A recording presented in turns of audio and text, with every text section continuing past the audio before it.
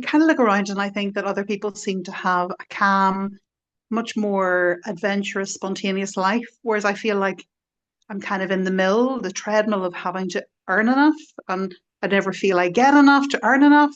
I work harder, and then I feel a victim to that, and I lose that sense of being in flow and being in grace.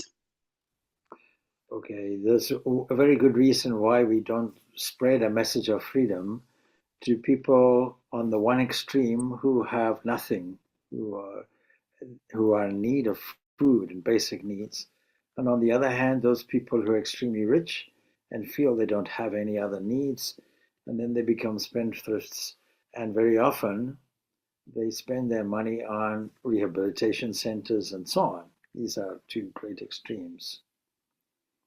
So it's important, I think, at this point to understand the structure of getting what we want.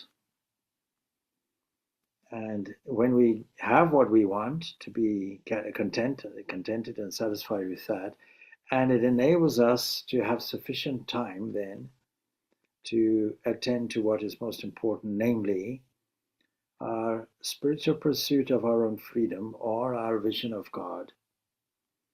And I prefer to say vision of God, realization of God.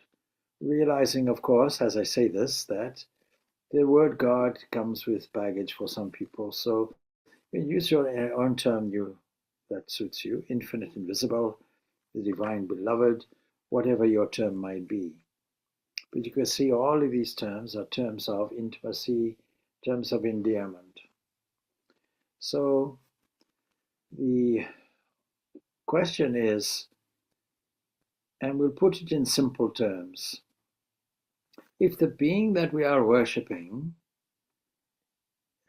can provide all the whole total abundance of the universe, then is there a way of tuning into that entity and the abundance that comes with it and bring abundance into our lives and everybody else's lives? Is it a possibility? Is it possible that if we shift our thinking and do it constantly, make an intention, a resolve, and keep with that, like kicking a football up in the air, and every time it comes down, we kick it back up again. We make sure we continue this going. Have maybe something like a magnificent obsession. If we structure our thought in such a way that it yields a matching result in our world, in our small universe, not only for ourselves but everybody else as well, is that a possibility?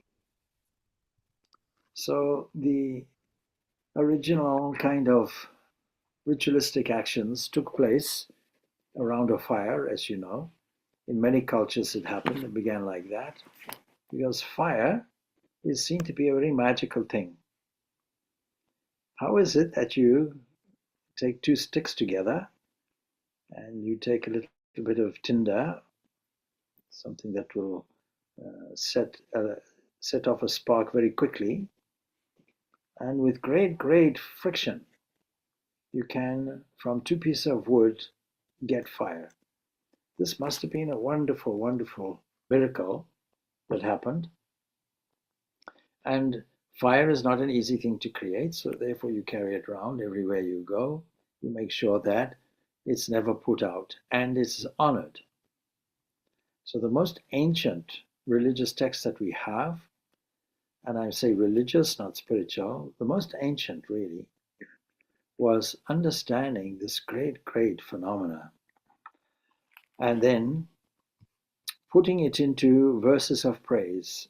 Agni, this great igniting entity.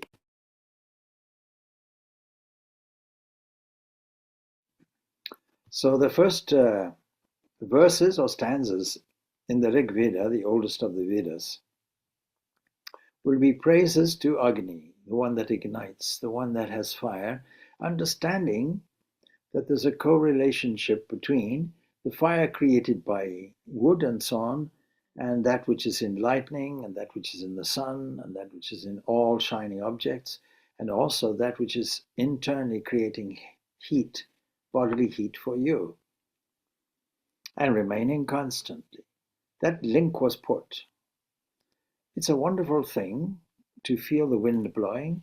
It's a wonderful thing to see the fluidity in all things, without which the blood would not circulate. We would not be able to be pliable enough to exist as humans as we do. So all of this marvelous nature was intimately observed and therefore praised, quite rightly, and a fire set up with a token gift. Please accept this offering. And you put a resolve or an intention. Let us have a good life here. Let us have a good life everywhere. Let us have abundance, in other words.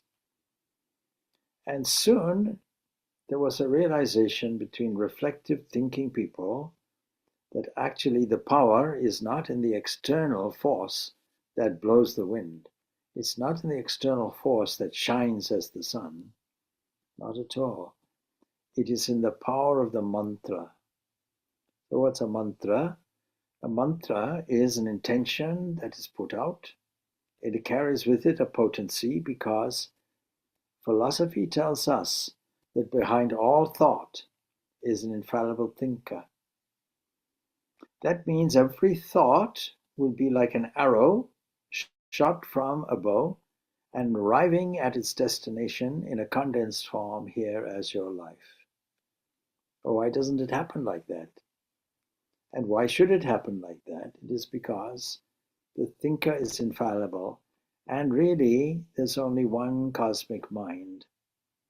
We can compare it, as I say many times too, the drama being played, where there's an ocean and the heat of the sun evaporates the water as a vapor, leaves the salt behind, and accumulates as clouds and travels. It gets pushed by the rotation of the earth and other forces, and accumulates and creates rainfall, sometimes even floods. There's a drama being played like that, and thought becomes the same kind of thing. That means that we have a cosmic mind that acts as a kalpataru, a wish-fulfilling tree. But why doesn't it happen like that? It doesn't happen because what interferes with the drama is fear, doubt, distrust, counter thoughts. We put in the blockage thoughts, but and if only, and but. And then prayer becomes a request followed by a denial. I want this, I haven't got it. May I have this? I haven't got it. I wish this, but currently it's not with me. Now, what is the alternative?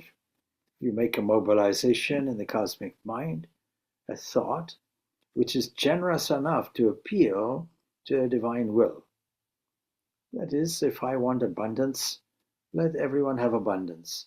If I want to go beyond just struggling to meet ends meet, and I want a little extra, then I should form a picture of it in glorious technicolor. I should create a visualization so straightforward, so clear, so powerful, there's no doubt about it. And if there's no doubt about it, my only prayer will be a prayer of thankfulness, already accomplished. It's already done, finished. Now, when will it happen? If we ask that question, is a counter thought. It means it's not happening now, I'm a little impatient, maybe I'll change my technique, or maybe it just doesn't work, maybe I just live with frustration, or whatever it is.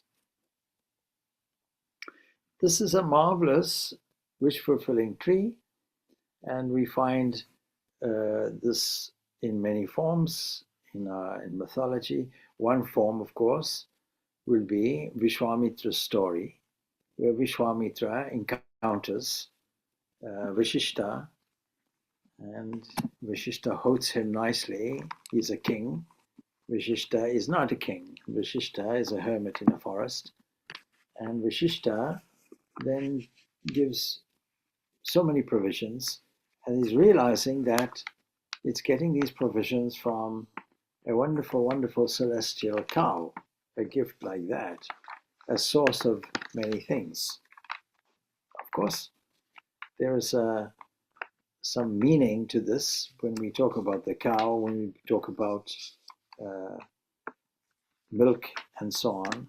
We are really talking about divine grace flowing. So Vishwamitra is there, and he says, I would very much like to have such a wish-fulfilling cow. So maybe I can acquire this. I'll just ask the old sage and persuade him. I don't think you really require this.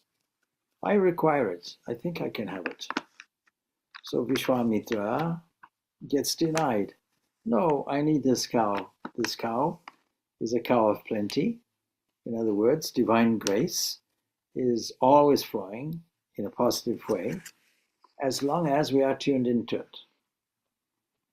We can see the story, by the way, of Vishwamitra in the Ramayana. And it's a signal example of a vital need of royal protection. Because Vishwamitra is well known as the seer, by the way, of the Gayatri Mantra, which I'm sure we're all familiar with. And when he takes the vow of total harmlessness, he stays in a colony of like-minded contemplatives. So evildoers, like in the story, those who understand the story, Maricha, Subahu, and soon discovered that Vishwamitra wouldn't fight anymore. Now, he wasn't originally like this.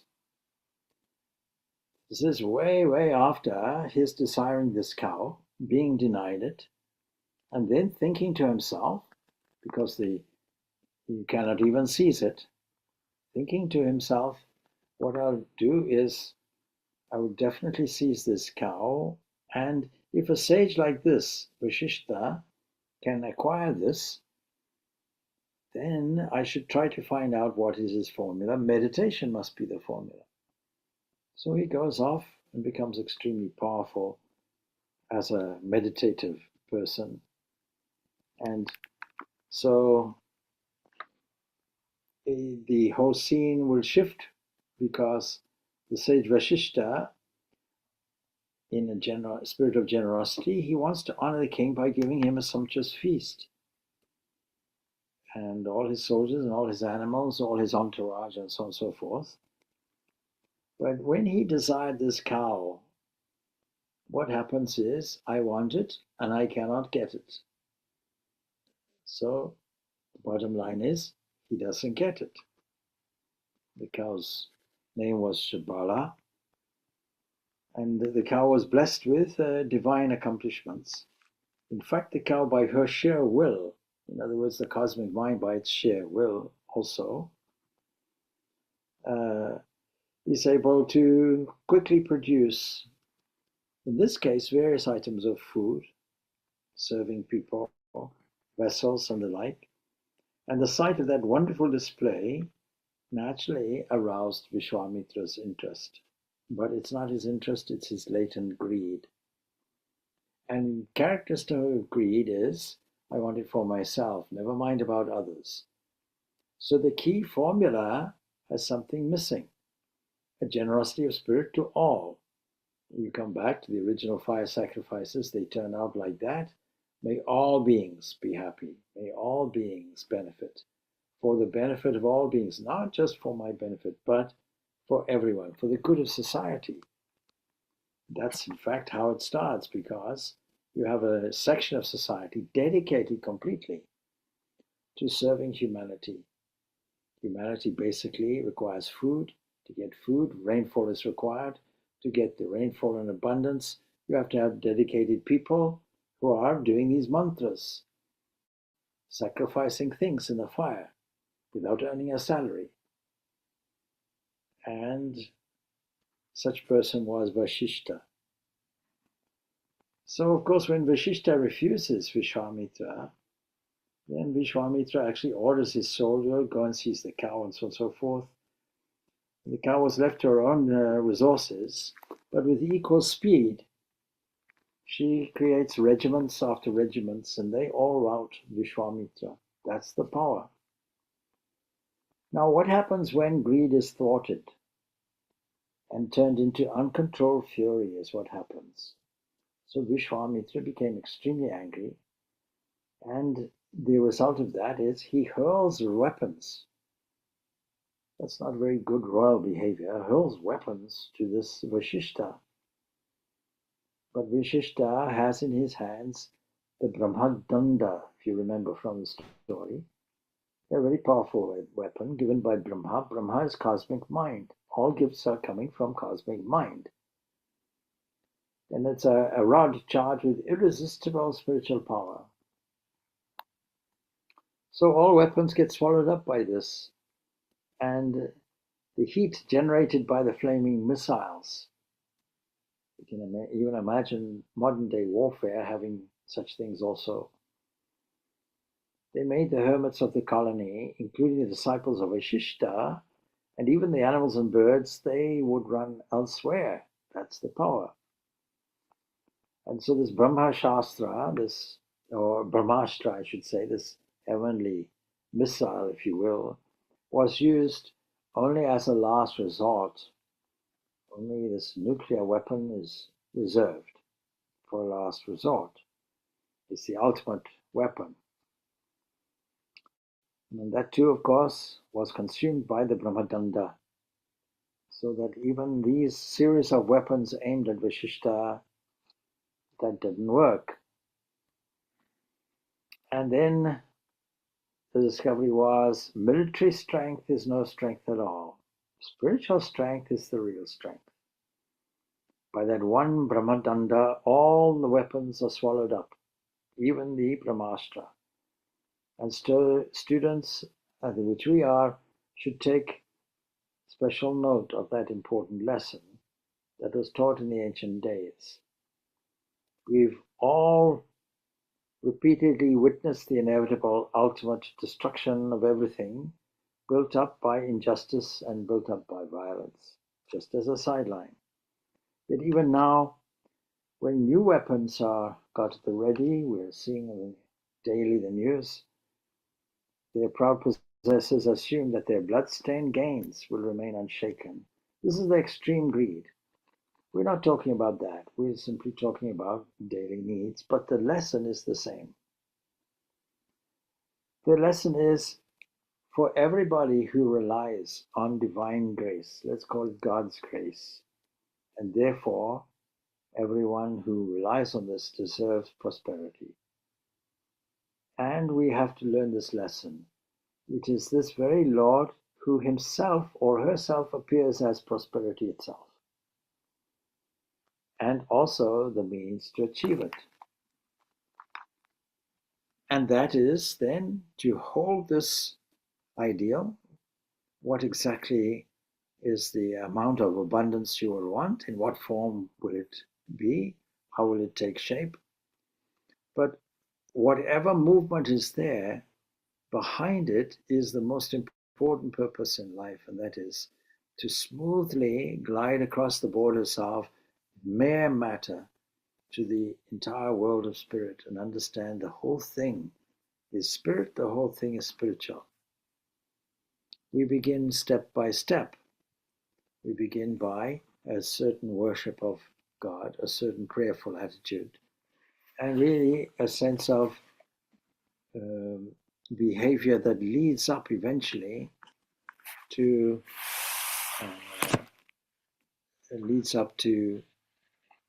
a sense of meditation, but prior to that, engaging in an element of silence, silencing our anxiety, silencing our worry, replacing it with certainty, with faith, with resolve, knowing that what we want will come to us. That silence then will be followed by a certain resolution, a certain sense of reflection, a certain sense then of contemplation, a certain sense of concentration, and ultimately meditation, and ultimately a communion, a sense of communion which we ultimately get. This has to be practiced. So to set this up, we have to make sure that we stabilize everything with high quality prayer, japa, meditation, at least in the morning and the evening. And if those holy people who don't seem to do that, it's because their whole life is a constant prayer. Their whole life has this attunement. They are tuned into right here, right now, not the future and not the past. No regret of the past and nothing that disturbs us in the future. No worry in the future. Now, this attuning ourselves at any given moment to the divine present moment, even though sometimes we react because of something that happened in the past. Past means 2 minutes ago. And we recall, okay, my mind's in a state of agitation, what will I do? Like two runners running in a race. The one that is exhausted and gets taken off the hospital and never trained properly. Just decided, yes, let me take on a champion, take on another person who also remains completely exhausted at the end of the 100 meters, but with this distinction. They recover quickly. You measure your success, spiritual success, by virtue of how quickly will you recover. How quickly can you adjust the mind away from old behaviors and center it on this present moment, the now. And when we do that, having deposited all our thoughts, all our good intentions, all our resolutions in the lap of the divine, as it were, leaving it there, confident that it will be carried through in the normal, natural process of things. That is, delivering it, as it were, to the cosmic mind, who then rains down the components, the necessary ingredients on us. To put it quite technically, we go up a scale, deliver our message, as it were, our intention to the cosmic mind, with a sense of wonder and thankfulness and full glory, and then leave it there. Having left it there, the cosmic mind will then work the other way, mobilize its own glories in the form of subtle elements, and arrange them in their combinations that appear as tables and chairs and you and me, and so it goes on. This is the arrangement which we have to be extremely confident about. We have to be confident that we have a divine cow like this. And the other example, of course, is the wish-fulfilling tree. And I'm sure you know the story, the Ramakrishna story, where a tired traveler decides to sit in the shade of a tree. He doesn't know that it is a special wish-fulfilling tree. And as he sits there comfortably, he's very tired, he thinks, I'm not only tired, but I'm also hungry and thirsty. What would happen if I fulfilled my desire to eat and drink? And he starts going into a reverie of all the things that he would like to eat. And sure enough, immediately these items appear with a beautiful tablecloth, and he eats to his heart's desire, not even thinking, how did this arrive? Then after his repast, he feels a little bit sleepy, and he thinks, it would be wonderful if I had a luxurious bed to lie on. And sure enough, a bed appears, and he lies down. Some people listening to the story might think, this is a very dull man. He doesn't wonder where all these things are coming from. He simply accepts them. But when you think about it, we all are in that same state. We all simply accept the appearance of divine grace flowing in various forms, in various ways, just as simply a body manifesting a wonderful, marvelous thing like this, a mechanical, complex system that is able to take raw material and convert it into energy without us even being aware. And we take for granted when the sun rises in the morning, when it sets in the evening. We take for granted that flowers will grow and trees will be there.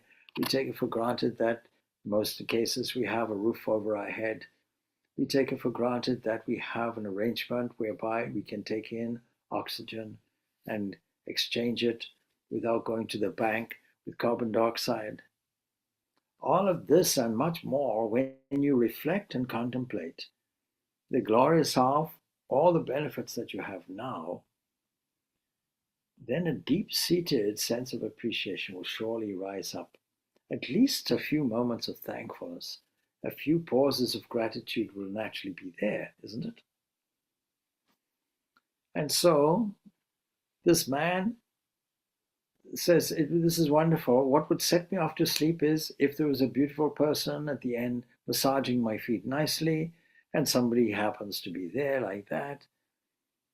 Then, amongst all of this, he wonders, I can hardly believe my good fortune here, and I hope it lasts. What would happen if a tiger comes and destroys it all? And sure enough, exactly what happens, and all of this disappears. And he is left climbing up, we can imagine, this kalpataru, this wish-fulfilling tree, hiding from the tiger. So every thought will manifest and condense as a scene in front of you sooner or later. And so we have to be very careful what we think and how we think, because every single second is an opportunity for a fresh new thought. We can either spin it up or spin it down. We can either elevate the mind, we can either create beautiful thoughts using the full capacity of our imagination, mobilizing all our feelings, all our inquiring creative thoughts, mobilizing these to the highest, or we can linger and be pushed into the past, or we can be pushed into the future. We can either be pushed into a sense of regret, guilt, what happened to me, why me, poor me, or we can be pushed into the future, what will happen to me, how did I come to be like this, and what will happen to me, and what will tomorrow hold, and how will I be able in the future to manage this well, etc. All of those kinds of things will go on. But none of this will be tuning into the glory of the divine self here and now. This is the lesson. There's a book with a very powerful title, which I'm not promoting the author at all, but simply just the title of the book, The Power of the Now. And the power, of course, of the now is a beautiful title simply because that's exactly what the now holds. It holds tremendous power, and we all have access to it. This present moment is, we can say, the divine holding the hand out.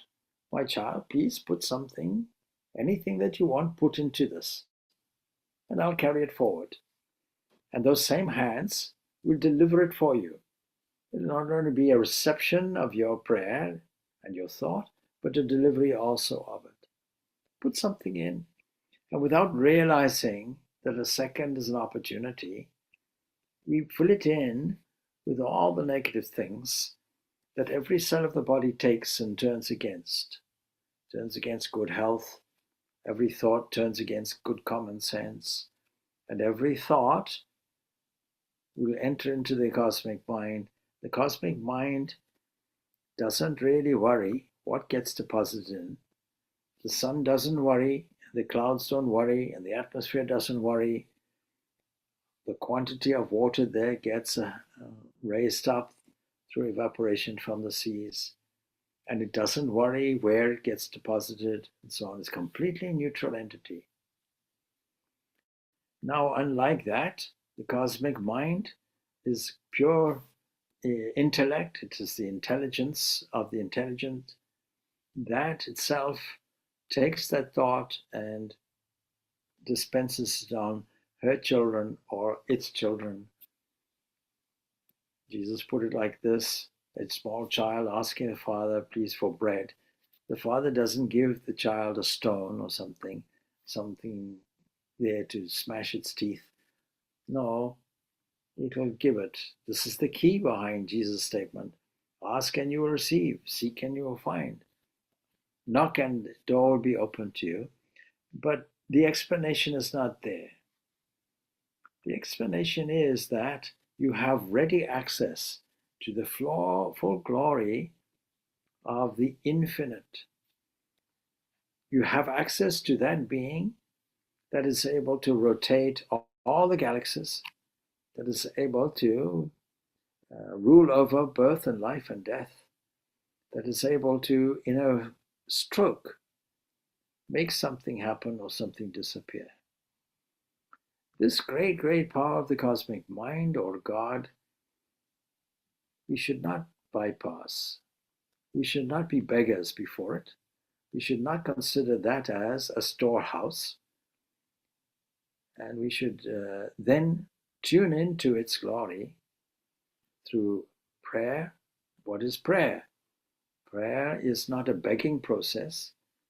Prayer is primarily a listening process, a tuning process and listening to the quiet voice of wisdom that comes through and acting on it. Now, of course, when we have busy activities, increasingly busy, seemingly with very little reward in comparison to it, the reward side of it, we have to give up. This is the technique of working in a way that doesn't create anxiety or difficulty for us. Having asserted what we want, then we work with great efficiency. That means dealing with unit activities in the now before we deal with the next unit activity, and doing it as a divine offering without accepting or considering all the rewards and the effects of it. And this is really called karma yoga. And when we do all these activities as a divine offering of love, like a flower offering, then this has a sweetness in reward, whatever it is. Whether it's sweeping the streets, whether it is working in an office doing clerical work, whether it is doing routine work in a factory, whether it is repetitive, whether it is to do with the upliftment of some other people in nursing, let us say, or some other activity or teaching, or whether it is working in a laboratory, or whether it is running a business, or whether it is as any kind of employee in any department of normal modern life, whether it's in commerce and industry or agriculture, whatever the type of work it is, we are entitled only to do that work, says the Krishna in the Bhagavad Gita. You have the right only to work, and what that means is you have the right to use the energy that is freely supplied to you. Physical energy is supplied as food, transformed food. But psychic energy is also a subtle version of that.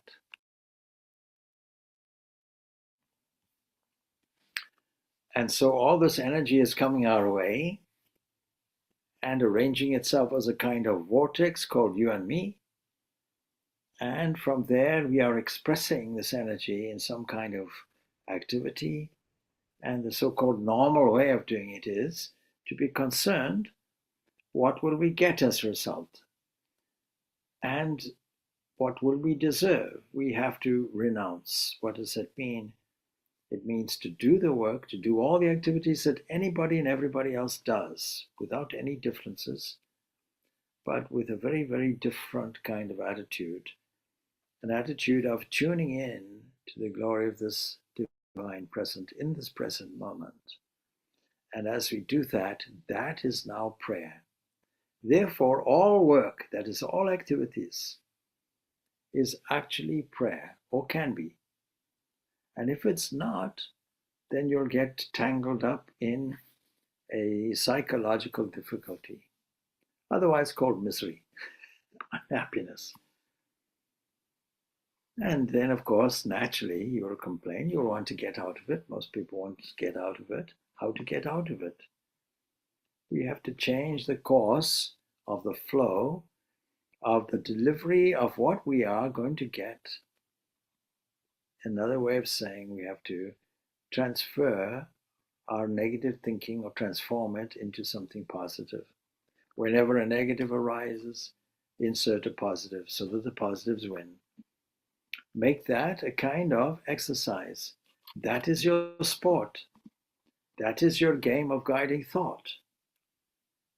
And you will find that you'll get what you want because unexpectedly some other opportunity comes. Unexpectedly some financial relief comes if that's what you're looking for. Unexpectedly something exciting comes along. Unexpectedly new people, new places, new events get shaped and come along. And so we have to not only accept it, but we have to design it. We have to really ask for what we want without any shadow of doubt that it will be delivered at the right time, in the right place. You should never doubt it. Doubt and fear, the opposite of faith and joy. We should always cultivate faith and joy.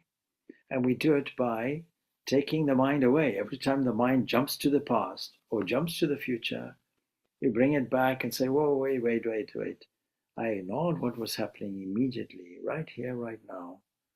Right here and right now, we find the full glory of this infinite invisible, as we can call it, right here, right now. Repeatedly, I keep telling you of this wonderful definition, Joel Goldsmith, which says about, God is here, God is now, God is love. All time, God is here, God is now, God is love. Even what I've said this evening is a great deal of repetition about exactly this theme and try to put it in from different directions. The same message is there.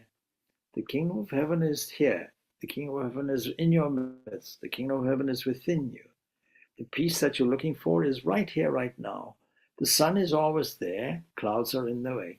Let the clouds move on.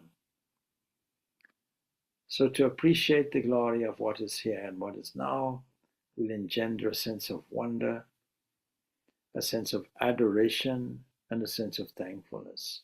And when we tune the mind into all of that continuously, then all of that glory comes through in our life and uplifts us and presents us with all the abundance. Now, in Hinduism, they're much more specific about that delivery. In Hinduism, they have the form of Lakshmi. In other words, we're not looking for abundance. Abundance is already there. In fact, this divine infinite invisible is forming itself as the immeasurable abundance. And so Sri Lakshmi, Shrim, that mantra itself means all of this wonderful abundance, all of this wonderful universal wealth that is available to us and is a resource for us. But we have to tap into that, not with an element of anxiety and worry. Now, having said that, I'm not saying that if you're caught in a difficulty, you won't worry, you won't be anxious. This is a natural thing. But what I'm saying is we have a correcting faculty within us that is able to transform all of this into something glorious. We should try to do it. And we should do it itself as a loving sport. And in order to receive, we have to be open. We have to be willing to receive. We have to have a receptive heart. And that means we have to have a cleansing attitude by keeping constant contact with the source of all abundance. This is spiritual practice. Spiritual practice is continuously tuning ourselves, tuning the mind continuously into the glory of this divine self. We do it all the time without a holiday, which means we have to carefully observe the thought that is occupying our mental field at any given time. And noticing it, we have to classify it. Oh, I see you're an old friend from the past. I see you are classified as self-interest. Dynamic energy, self-interest, goal setting. Okay, good. I recognize that that is not going to assist me in the long run. Short term, it might give some reward, but it's not going to solve my problem. And then, the condition of my mind is it is dull, it is lazy, it wants to give up everything. It simply wants to sleep. It wants to run away. All right, let me drag you up. Let me make you much more enthusiastic. Come, be more active, even if it's to do with self-interest. But then I have to take that and elevate it up to a position of openness, generosity, no self-interest whatsoever. And in order to do that, I have to transcend my mask, my persona that I have formed that has an ego within it. And I have to make sure that I never begin a sentence with I or me or any of that. No sentence should include any of these things. Thee and thou, that's the way in which the bhakti yogis will deal with it. The devotees will deal with it. Not my will, but thine be done. Let me give the food away, and any crumbs remaining I can take. Not the other way around. Let me get it, and everybody else can take the crumbs, if there's any left over. So that has to be reversed. We have to be therefore careful, and we have to sit down in a state of silence, reevaluate everything, and even come in our pristine honesty, in our real condition, and open ourselves and say, okay, this is how I feel, but I'm going to give it to you. And what I require in return is to be a recipient of your abundance, which is already there. And let me assert that continuously with the full confidence that it will arrive at my doorstep. Having put the order in, it will arrive. I shouldn't doubt. There's enough technology today that when I order something, if let's say online, I will get it at my doorstep. Such confidence is there that I even pay for it in advance. And then, yes, sure enough, it arrives on my doorstep. Now, when will it come? That we leave up to the divine will. The timing will, though, be correct. So we don't have to worry about that. And if we are worried about that, we immediately cancel the order. When will it come means I doubt it will come. Same thing. So let us not peep out of the window. We should not be tempted to do the peeping. But we have to assert our own divinity in this. We have to mobilize this great cosmic abundance which is all around us, and have confidence in doing that, and intensify our connection with this divine that we call spiritual practice. The joy of this communion, starting off with, a sense of silence, silencing all the traffic noise in the head, sense of reflection, introspection, meditation, and finally communion. All of this prepares us to receive the inner grace, which is flowing as our own life, as abundance, and all of these other things. It's always flowing. You just have to tap into it. So I'm not sure if I answered that question, but anyway, you can let me know to see if that was useful or helpful, or maybe you want to rephrase the question or put another one. I leave it to you. Swami, that's more than enough. That's wonderful. Thank you. You really answered it. Thank you. Wonderful. All right. All good. All good. So I'll take any other questions that you want. Just maybe, Swami, Just what should we do with something we're afraid about, something without any reason? And okay, we try to do the practice and take every tools that's at our disposal, but still there is an anxiety which can't be discerned, and it's difficult to understand how to go. Yes. So we can spend a little time in quiet contemplation of this fear, because one way of dealing with it is to identify what is this fear. And we can also visualize it as a kind of monster, something that is uncontrollable. Well, you see, a fear is irrational anyway. When we come across a fear, we have to try to find out the mechanism of it. Why is it there? What gives rise to the fear? And as soon as we look at it from a reasonable point of view, we will actually find a reduction in the fear. That's the one thing. Then the other thing is this: what is fear? Fear is actually faith in heredity. That's how I define it. In other words, fear comes from this idea: I'm an independent person, I'm a person who is struggling, I'm a person who has this fear, I don't know the answer, and all of those kind of things, is identifying yourself as a unit instead of pure spirit. Our Vedanta says, as a final tool that we can use, there is only pure spirit. So I can assert, I am that, I am that.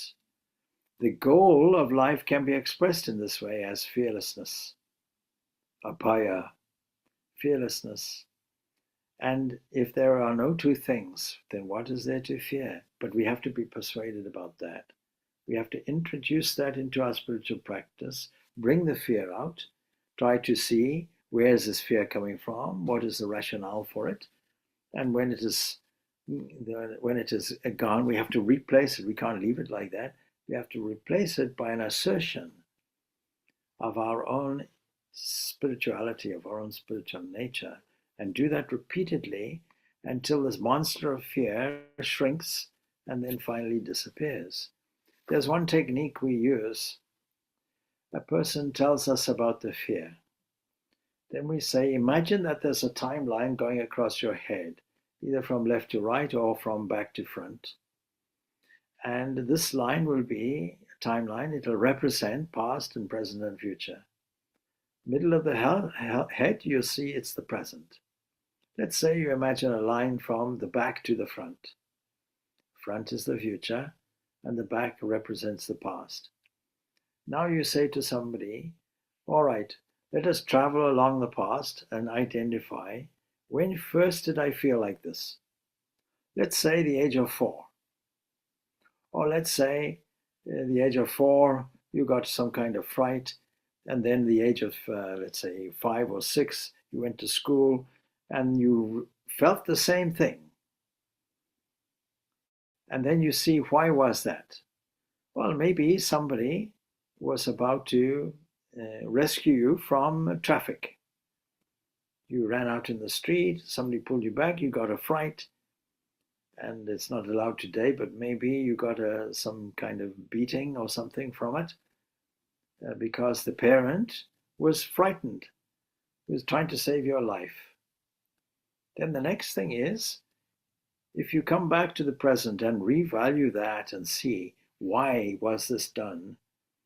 And would I have done anything different? And if I would, do I recognize from an adult point of view at least the reason why this happened?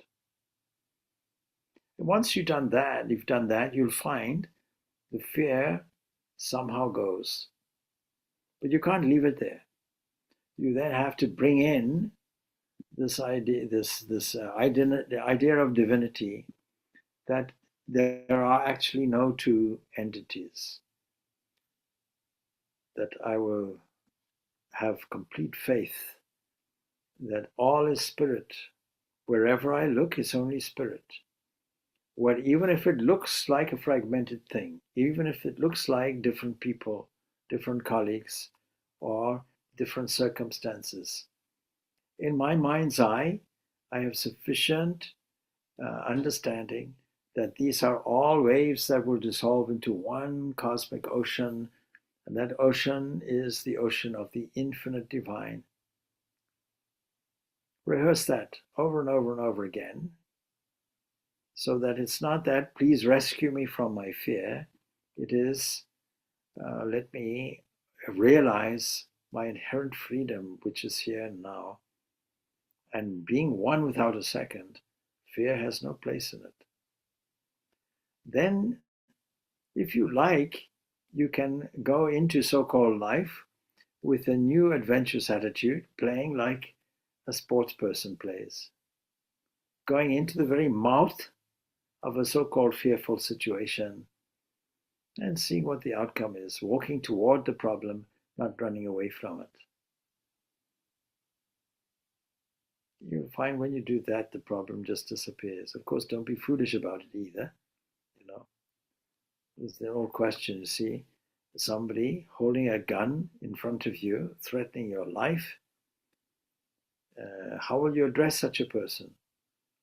Well, if it's a man, you might say, sir.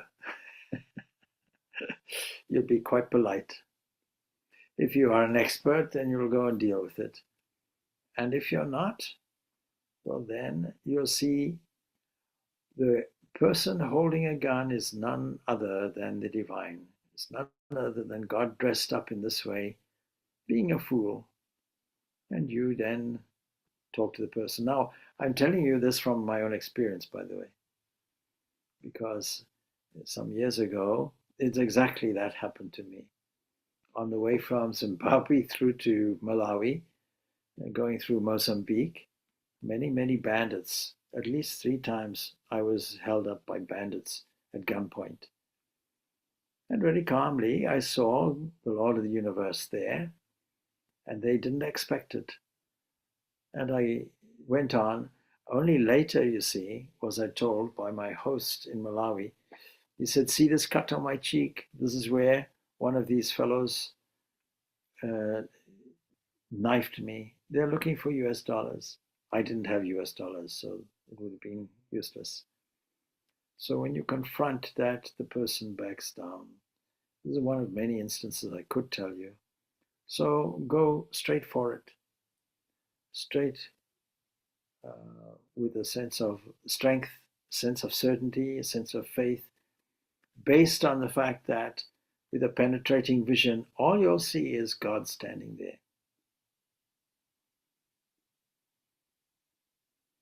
Even a problem or a difficulty or a fear, you see God standing there.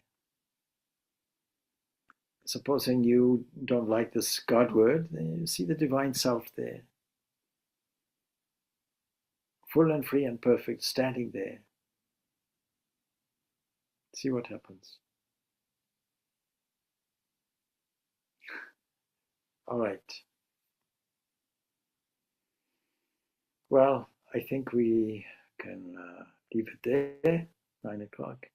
So thanks. Om Shanti, Shanti, Shanti. Peace, peace, peace be unto you. Thank you, Swamiji. Thank you, Swami. Thank you, Swamiji. Thank you, Swamiji.